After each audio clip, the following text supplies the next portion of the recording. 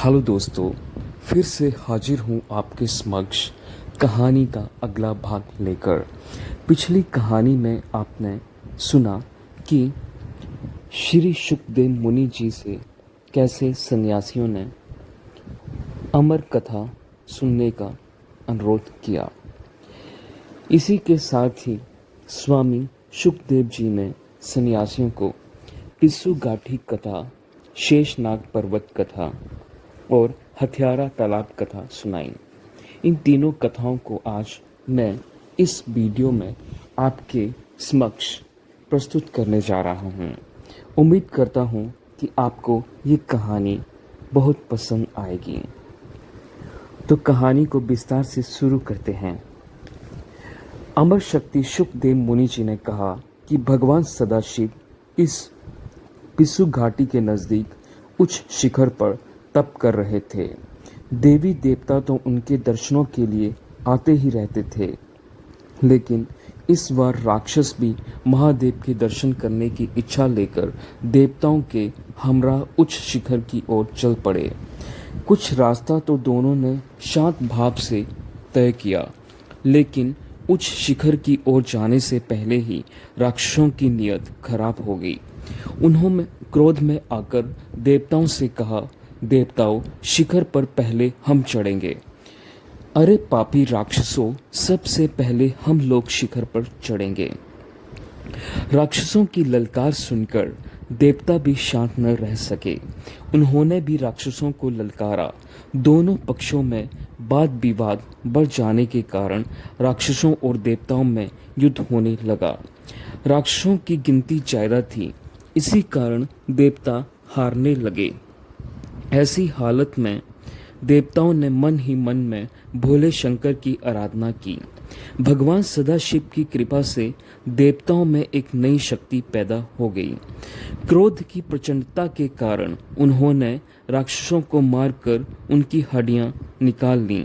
फिर उन हड्डियों को पीस पीस कर चूर्ण करके एक बड़ा ढेर लगा दिया। राक्षसों की हड्डियों को पीसे जाने के कारण इस घाटी का नाम पिस्सू घाटी रखा गया। जो शिव भक्त बड़ी श्रद्धा से भक्ति में मगन होकर पिस्सू घाटी में आता है, भोले शंकर उस पर इसी तरह कृपा करते हैं जैसे उन्होंने देवताओं पर की थी। ये पिस्सू घाटी जब भी मनुष्य के तीनों तापों को हरने वाली है। हे पार्वती, जो मेरे नाम का जाप करता हुआ इस पर्वत पर चढ़ेगा, उसे शिवलोक की प्राप्ति होगी।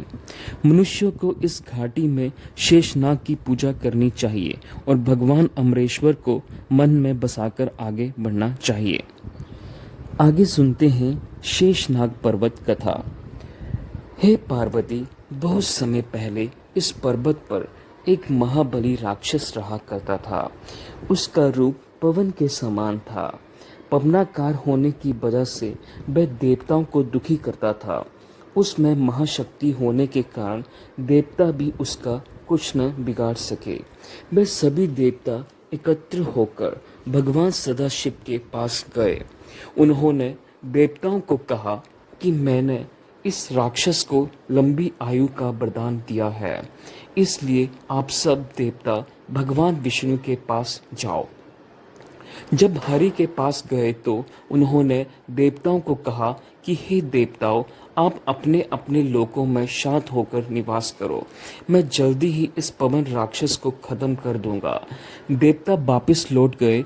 भगवान विष्णु जी ने पाताल लोक से शेषनाग को बुलाकर उसे इस तरह आज्ञा दी, हे शेषनाग, इस पर्वत पर महाबली राक्षस पवन रूप में रहकर देवताओं को दुख दे रहा है। तुम्हारा भोजन तो वायु है। तुम इस वायु रूप राक्षस का सेवन करो और जल्द ही इस दुष्ट राक्षस को खत्म करो।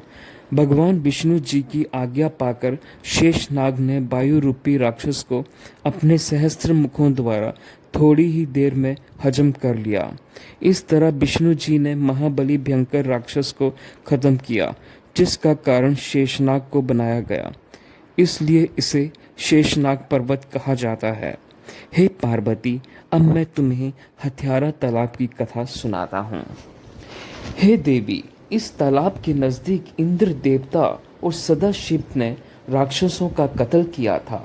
इसलिए तालाब को हत्यारा कहा जाता है। अब ये तालाब सूख चुका है। इसका कारण ध्यान से सुनो। जब सदाशिव और इंद्र देवता ने मिलकर धरती पर राक्षसों को खत्म करना शुरू किया तो कुछ राक्षस अपनी जान बचाकर इस तालाब में छिप गए। कुछ समय व्यतीत हो जाने पर वह राक्षस दोबारा लोगों को तंग करने लगा। सदाशिव ने फिर अपने क्रोध से हुंकार किया। वह राक्षस डर कर फिर इसी तालाब में छिपने लगे। महादेव ने क्रोध में आकर श्राप दे दिया कि हे तालाब, तुम सदा के लिए सूख जाओ। शुकदेव मुनि जी ने संतों को बताया कि इस क्षेत्र से यात्रियों को मौन होकर गुजरना चाहिए। इसके बाद आइए सुनते हैं पंचतरणी की कथा।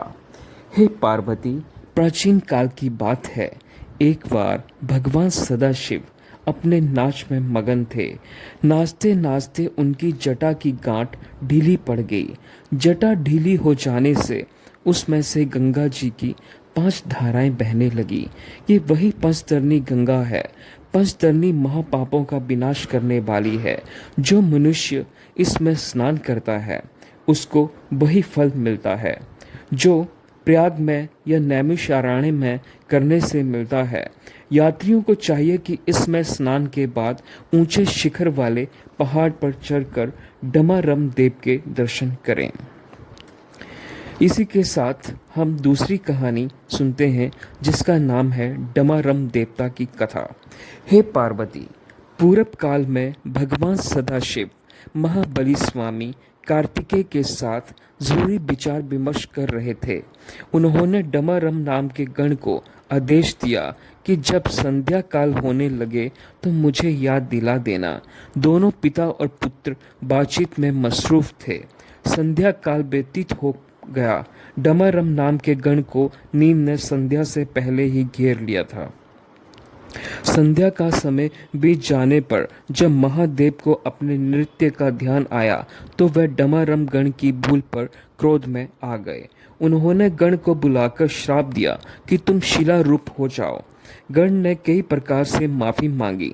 शाप तो लौट नहीं सकता था, लेकिन सदाशिव ने उस पर इस कदर इनायत की, हे डमारम, तुम अपनी भूल के कारण शिला रूप में हो जाओ।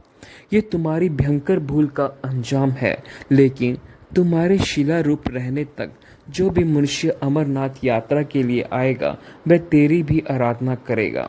तुम्हारी परिक्रमा करने के बाद ही उसकी यात्रा सफल होगी।